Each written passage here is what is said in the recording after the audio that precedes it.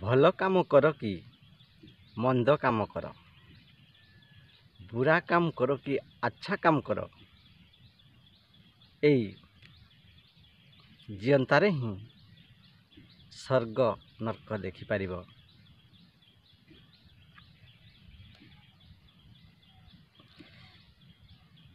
ମନ୍ଦ କାମରେ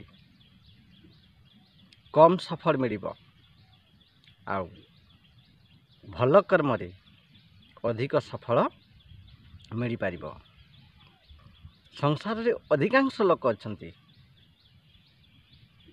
କମ୍ କର୍ମ କରନ୍ତି ହେଲେ ବେଶୀ ସଫଳ ପାଇଥାନ୍ତି, ଆଉ କିଛି ଲୋକ ଅଛନ୍ତି ବହୁତ କର୍ମ କରନ୍ତି କମ୍ ସଫଳ ପାଆନ୍ତି। ତେଣୁ ବୁରା କର୍ମ अर्थात मंद कर्म, खराब कर्म अंधेरा रात सदृश्य और अच्छा कर्म आलोक सदृश्य, दिन सदृश्य, उजाला। तेणु अच्छा कर्म करने जरूरी अटे। जेपरी खराब व्यक्ति पाखरे बसिले आंभे झाड़े भिजी जिबा, ता ना श्रवण कला मात्रे शरीर एवं मनरे भय जागृत हब।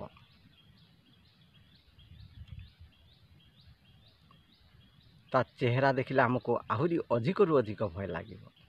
जेपरी भूतर आवाज श्रवण कला मात्रे मनरे भय आसे, ता चेहरा देखिले ना आमको आहुरी अधिक रु अधिक भय लगे। यही कथा कहिबार तात्पर्य होची सत् कर्म करुथिबा व्यक्तिर चेहरा देखिले आमको आकर्षण लगे, आउ खराब कर्म करुथिबा व्यक्तिर चेहरा देखिले ना आमको विकर्षण लगे।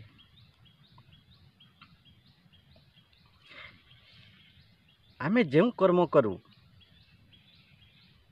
तार फल आमको ही प्राप्त होता है। तेणु प्रत्येक कर्मर फल थिबारु कर्म फल प्रति जागृत रहिबा दरकार।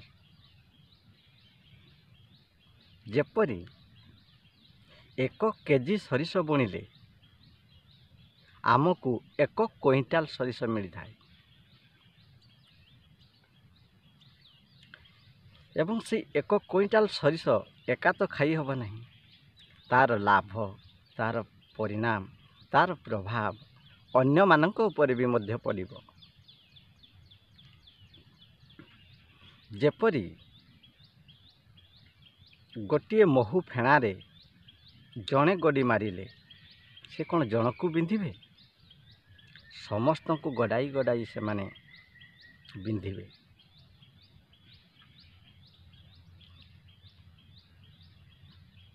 तेणु जदि कर्मफल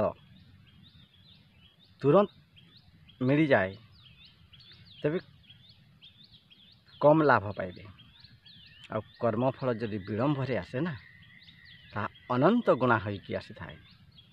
जेपरी बैंक रे शीघ्र जदि टंका उठाई आनिबे अल्प सुध पाइबे, जदि विलंबरे आनिबे अनंत गुणा पाई पारिबे। कर्म को गोटे दृष्टि रे देखिले 2 भाग रे विभक्त करा जाउची। एक रे होची सकाम, द्वितीय रे होची निष्काम। आउ गोटे दृष्टि रे देखिबा को गले कर्म को 3 भाग रे भी विभक्त करा जाए। एक रे होची निष्काम कर्म, पाप कर्म आउ पुण्य कर्म। निष्काम कर्म, पाप कर्म और पुण्य कर्म। निष्काम कर्म कौन ना जो कर्म गुडी को आम प्रभु को अर्पण करी आरंभ करूँ ଯେକୌଣସି କର୍ମ ହଉ ନା କାହିଁକି, ଯଦି ଭଗବାନଙ୍କୁ ଦେଇକି ଆମେ ଯଦି ସେ କର୍ମଟି ଆରମ୍ଭ କରୁ, ଏହା ହେଉଛି ନିଷ୍କାମ। ଆଉ ପାପ କର୍ମ କ'ଣ ନା, ଯେଉଁ କର୍ମ ନିଜକୁ ବି ଖରାପ ଲାଗେ ଏବଂ ଅନ୍ୟମାନଙ୍କୁ ବି ଖରାପ ଲାଗେ। ଚୋରି, ବ୍ୟଭିଚାରୀ, ଅତ୍ୟାଚାରୀ, ଏଇସବୁ ଗୁଣ ଗୁଡ଼ିକ ନିଜକୁ ବି ଖରାପ ଲାଗେ, ଅନ୍ୟକୁ ବି ଖରାପ ଲାଗେ, ସେ ହେଉଛି ପାପ କର୍ମ। ନା ପୁଣ୍ୟକର୍ମ କ'ଣ ନା, ଭଜନ, କୀର୍ତ୍ତନ, ସତ୍ସଙ୍ଗ, ଏଇ ତିନୋଟି ହେଉଛି ପୁଣ୍ୟକର୍ମ।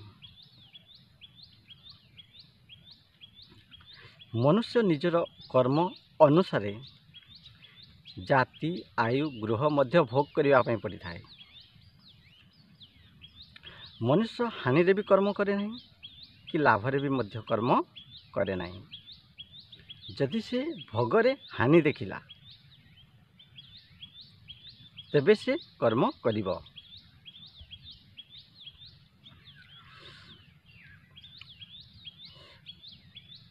ଫଳର ଆଶା ରଖି କର୍ମ କରନ୍ତୁ ନାହିଁ।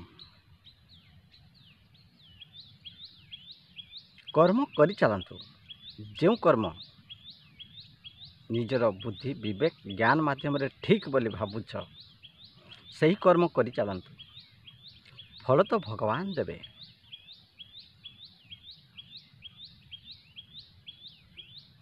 ଭଗବାନ ଯାହା ଦେବେ ତାକୁ ପ୍ରସାଦ ଭାବେ ଗ୍ରହଣ କରିବା ନିହାତି ଦରକାର। ଯଦି ଜଣକୁ କର୍ମ କରିବା ପାଇଁ ଇଚ୍ଛା ହେଉନାହିଁ, ତା'ର ଫର୍ମୁଲା ବି ମଧ୍ୟ ରହିଛି। ତାକୁ ସେଇ କର୍ମରେ ତା'ର ପାଇବାର ଇଚ୍ଛା ଶକ୍ତିକୁ ଜାଗୃତ କରିବାକୁ ପଡ଼ିବ। ସେ ସେଥିରୁ ପାଇବାର ଇଚ୍ଛା ସେ ଜାଣିପାରିଲେ ସେ ସୁନିଶ୍ଚିତ କର୍ମ କରିବ। ସଂସାରରେ ପ୍ରତ୍ୟେକ ଜୀବ ଅନ୍ୟମାନଙ୍କ ପାଇଁ ମଧ୍ୟ କିଛି କରିବା ନିହାତି ଦରକାର। ଯେପରି ବୃକ୍ଷ ତା ନିଜ ପାଇଁ ଫୁଲ ଫଳର ଆବଶ୍ୟକତା ନଥାଏ, କିନ୍ତୁ ସେ ଆମ୍ଭମାନଙ୍କୁ ଫୁଲ ଫଳ ଦେଇଥାଏ। ଯେପରି ସୂର୍ଯ୍ୟ ତା ନିଜ ପାଇଁ କିରଣର ଆବଶ୍ୟକତା ନଥାଏ, ସେ ଆମ୍ଭମାନଙ୍କୁ ହିଁ କିରଣ ପ୍ରଦାନ କରିଥାଏ। ଠିକ୍ ସେହିପରି ନିଜେ ବଞ୍ଚିବା ସହିତ ଅନ୍ୟମାନଙ୍କୁ ବି ମଧ୍ୟ ବଞ୍ଚାଇବା ପାଇଁ ଚେଷ୍ଟା କରିବା ନିହାତି ଦରକାର।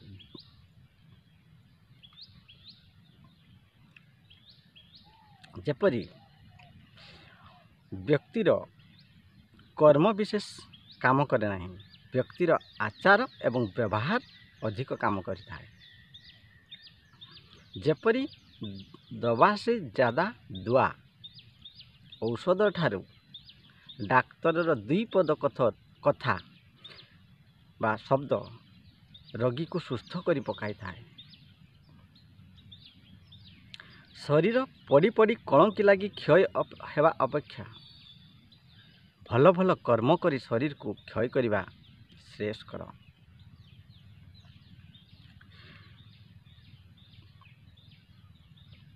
ଗୀତାରେ ଭଗବାନ କ'ଣ କହିଛନ୍ତି? ହେ କୁନ୍ତୀପୁତ୍ର ଅର୍ଜୁନ, ଆପଣ ଧନୁ ଏବଂ ତୀରକୁ ସଜାଡ଼ି ଧରନ୍ତୁ। ସେ ବ୍ୟକ୍ତିର ମୃତ୍ୟୁ ମୋ ହାତରେ ରହିଛି। ଆଉ କବିର କ'ଣ କହିଲେ?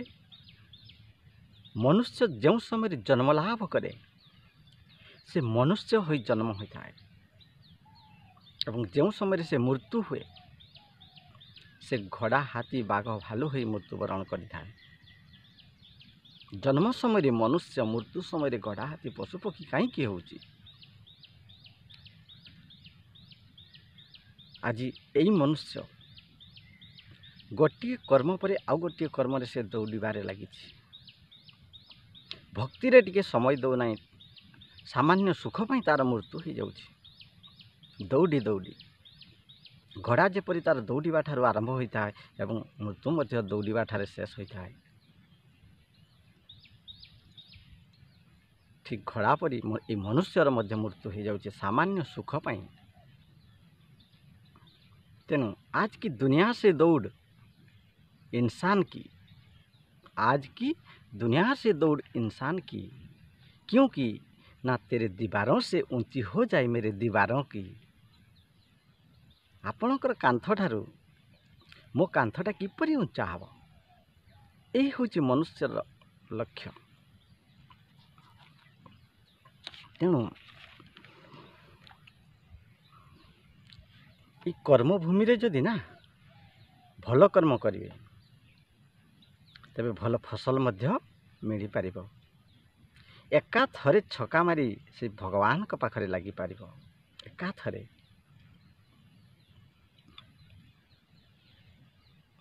तेणु वर्तमान जुगरे तो संसार समस्त मनुष्य निजर स्वार्थ पर काम करती, कई हेले निस्वार्थ पर काम करती नहीं। तेणु भगवान कर्म करने कर्तापनटी किपरि हेबा दरकार ना, एक रे से निस्वार्थ होइथिबो, अभिमान नथिबो, ममता नथिबो, आसक्ति नथिबो, आसक्ति नथिबो, तांकर कोनोसी स्वार्थ नथिबो एवं तांकर कर्म मध्य शुद्धि होइथिबो एवं से जा करुथिबे जन कल्याण पई करुथिबा निहाती दरकार। तेबे जाई प्रभुंकर कार्य करि पारिबो। कौनसी आसक्ति लोभ नथिबो, प्रभुंकर कार्य करिबा एते सहज नुहे। तेणु जैसा कर्म ऐसा ही फल, जैसा बीज बा ऐसा ही अनाज, जैसा परिवा ऐसा ही तरकारी। जेमिति परिवा दब सेमिति तरकारी खाइब, जेमिति मंजी बुणीब सेमिति फसल पाइब। बुझिपार, जेमिति कर्म करिब सेही प्रकार फल भी प्राप्त हब। तेणु कर्म को संभाड़ी करी करंतु। तेणु गोटे कथा कृष्ण अर्जुन को कहते जे जन्म कर्म च में दिव्यमेवं जो वेति तत्त्व त्यक्ता देहं पुनर्जन्म नैति मामेति स अर्जुन। तेणु हे अर्जुन, हे कुंतीपुत्र अर्जुन, मोर जन्म एवं कर्म दिव्य निर्मल अलौकिक। यही प्रकार जो मनुष्य मते बुझी पारिबो, जे मते तत्वरु जानि पारिबो, से शरीर को त्याग करिदेले भी मध्य पुणी पुनर्जन्म को आउ प्राप्त हब नाही। केते सुंदर कथा कृष्ण अर्जुन को कहते, से मते ही प्राप्त करिबो। तेणु ए जे कारक अधिकारी पुरुष से मानकर शरीर होची अनामय रोगग्रस्त नुहे। से माने भगवान कर पाखरु पावार पाइकी संसार को बाई परम धाम को आस्थांती जगतर कल्याण पाई। तेणु आउ गोटे श्लोक चाणक्य कहते, आत्मपराध्य वृक्षस्य फल न्यतानि देहिनाम दारिद्र्य दुख रोगाणी बंधन व्यसनानि च। निजर कर्म फल हेतु मनुष्य दरिद्र रोग दुख भोग बंधन आ विपत्ति मध्य मिली थाए। तेणु करुथिबा कर्म प्रति टिके जत्नशील हेबा निहाती दरकार।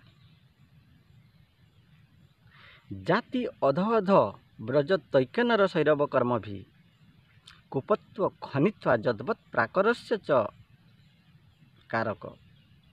कूप खननकारी व्यक्ति जेपरी धीरे धीरे निम्न को जाए, जो माने कूप खोलती से माने धीरे धीरे निम्न को जाती, और जो माने प्राचीर तैयारी करती से माने धीरे धीरे ऊर्ध्व को उठती। बुझिपार, एटी मेन पॉइंट होची कर्म। मनुष्यर कर्म होची मेन पॉइंट।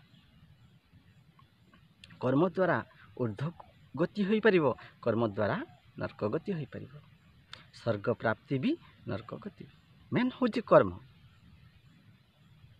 ऊपर को भी जाई पारिबो एवं तल को भी जाई पारिबो। तेणु जाबत सुस्थ। तेणु देखंतु किछि लोक कहती कर्म ही भगवान। कर्म केबे भगवान नहीं।